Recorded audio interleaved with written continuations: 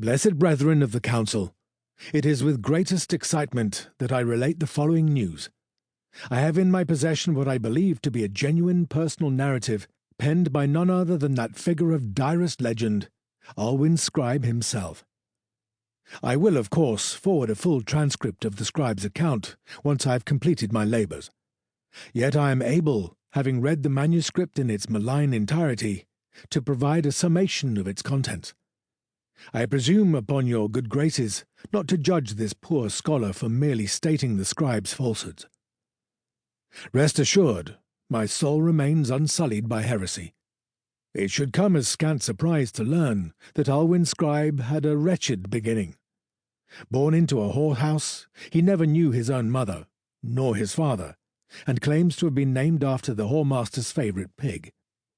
Cast out at a young age, he naturally fell in with a band of miscreants, bedeviling a region known as the Chavine Forest, located in one of the western coastal duchies of what was then the Kingdom of Albermaine. The leader of this pack of villains, a self-styled outlaw king, went by the name of Deccan Scarl.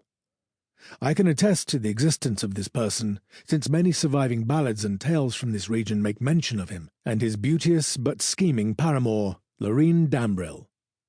According to the scribe, Scarl was in fact the unacknowledged bastard of the local duke, a noble who had recently lost his head due to treachery against King Thomas Algathanet, monarch of Albermaine. Scarl learned of his father's fall from a band of Fjordgeld exiles led by a learned young woman named Berine Durest, of whom more will be spoken later. A man of ruthless cunning but excessive ambition, Scarl hatched a plot to usurp the newly installed duke.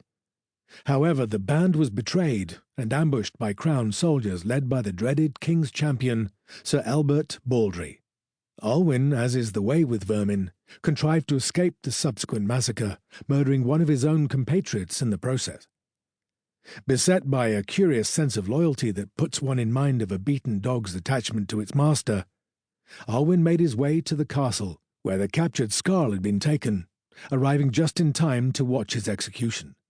Unable to resist an inclination towards indulgence, Alwyn then resolved to drown his grief in drink, leading to his own capture by kingsmen.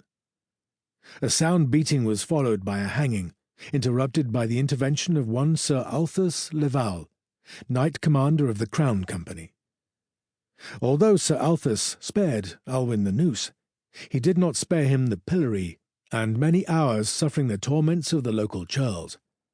When the ordeal was done, Sir Althus explained to Alwyn that his mercy arose from a prior association with Deccan Scarl, for they had served together as soldiers in the Duchy Wars.